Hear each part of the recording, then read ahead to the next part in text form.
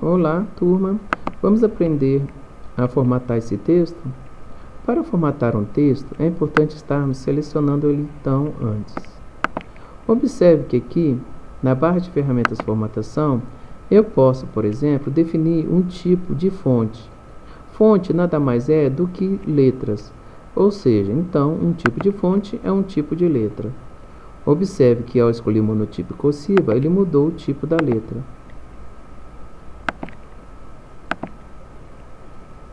Esse outro botão permite aumentar o tamanho ou diminuir o tamanho da letra.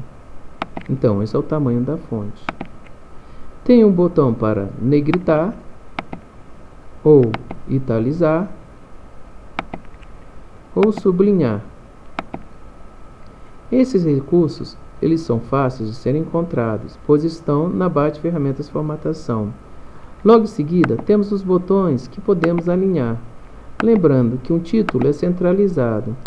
Nome de um autor, caso venha abaixo de um texto, é alinhar à direita e justificar para o texto em si. Mas, ainda esse texto, ele pode ser arrumado da seguinte forma. Se eu clicar no menu formatar e for na opção fonte, eu posso aqui fazer a mesma coisa que eu faço nessa barra de ferramentas aqui. Aqui eu tenho o tipo da fonte, negrito, normal, itálico, o tamanho, a cor da fonte e o estilo do sublinhado. Seria até recursos a mais que eu não encontro na barra de ferramentas formatação, por exemplo, como o estilo de sublinhado, caso eu escolha o sublinhado. Possui alguns efeitos também, que não são interessantes para estarmos fazendo no editor de textos, por ele não ser uma página de web. Vou clicar em cancelar e vou observar que aqui na barra de ferramentas formatação eu tenho também a opção de cor de fonte. Olha lá. Como foi visto então no menu formatar fonte. Aqui há o tipo, a cor, que eu posso mudar novamente para o automático, ou seja, a cor normal, preta. Não vou definir sublinhado e apertar OK. Pronto. Vou selecionar novamente. E agora, feito isso, vou arrumar o texto. Para isso, vou no menu formatar novamente e agora escolher parágrafo. Em recursos e espaçamentos, eu já vou verificar que eu tenho a opção de alinhamento. Aqui, esquerda centralizada, direita justificada. Seriam esses mesmos botões aqui que tem de alinhamento. Esquerda, centralizado, direita, justificado. O que seriam os recursos? E agora precisamos entender a utilidade desses recursos dentro do texto, como por exemplo o especial primeira linha. Vou cancelar para explicar a vocês. Na verdade, os recursos, no qual está sendo falado ali, é esse ponto aqui. Esse aqui é o recuo direito. Observe que ele está na mesma linha do limite da margem. Aqui embaixo eu tenho o recuo esquerdo e acima o recuo da primeira linha, ou chamado recuo do parágrafo. Para que serve o recuo direito? Para que serve o recuo esquerdo? E para que serve o parágrafo da primeira linha, o recuo da primeira linha? Eles delimitam o texto. Por exemplo, o recuo da primeira linha, ele delimita, por exemplo, a primeira linha relacionado ao parágrafo. O recuo esquerdo delimita a parte esquerda do texto e o recuo direito a parte direita. Então dizemos que o recuo nada mais é do que delimitar o texto dentro da página.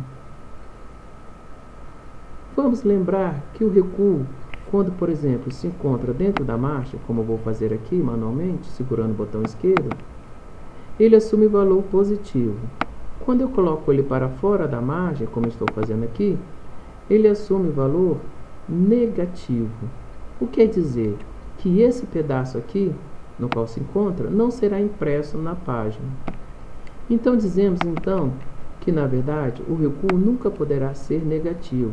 Ou ele é zero, quando é representado no seu limite da margem, como está aqui, ou assume valores positivos quando está para dentro da margem. Por exemplo, esse recuo do parágrafo, que é o recuo da primeira linha de cada parágrafo, ele é positivo porque está dentro da margem.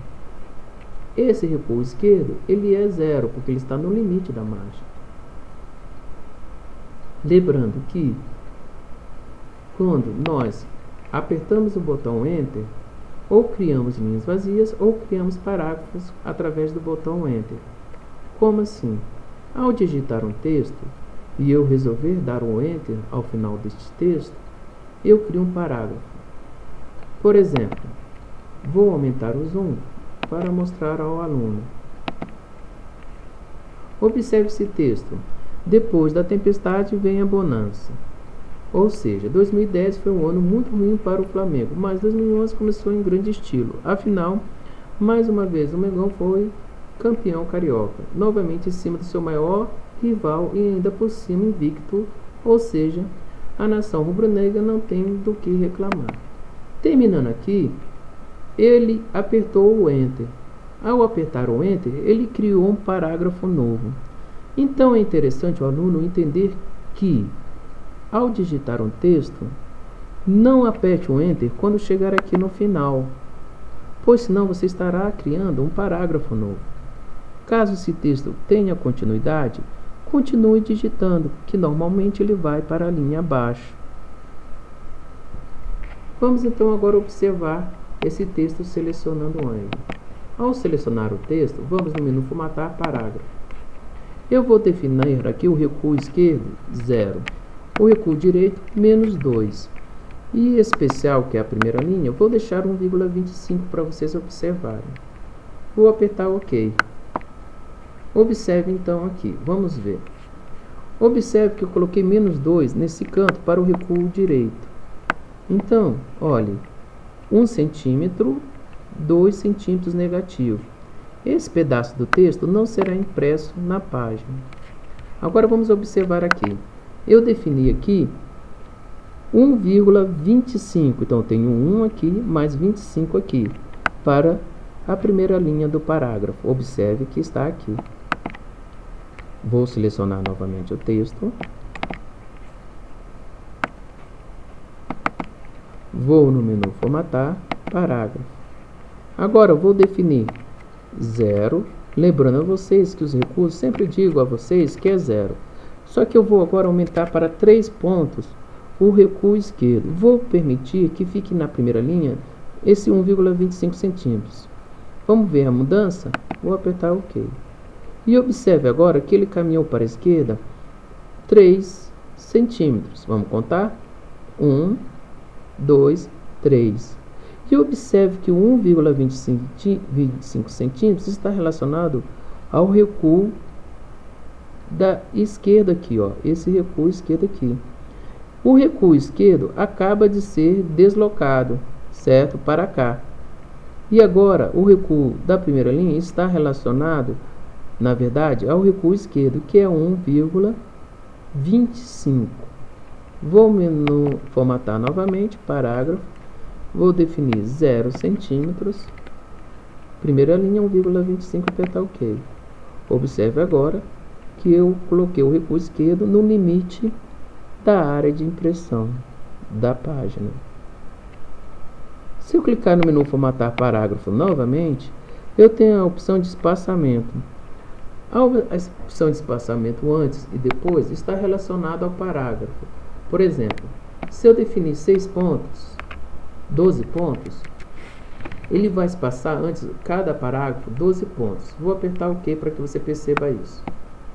Observe, o antes é aqui, então aqui começa com 12 pontos, aqui 12, 12, 12, e cada parágrafo vai possuir antes dele 12 pontos, que é esse caso.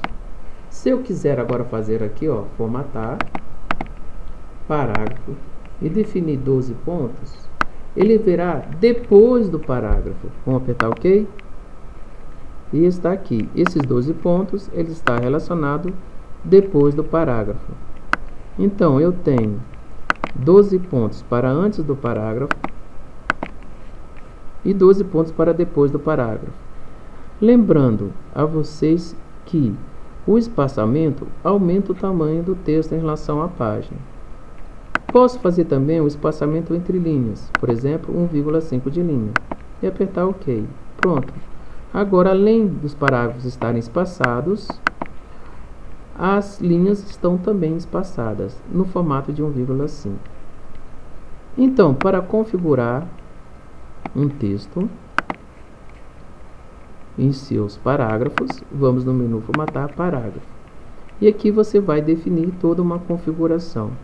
Abaixo temos espaçamento, que é relacionado ao parágrafo, entre linhas, que é o espaçamento entre as linhas, e os recursos, que representam, na verdade, os limites do texto dentro da página. E o alinhamento, que já está definido aqui como justificado. Vou diminuir o zoom aqui para 100%. Pronto.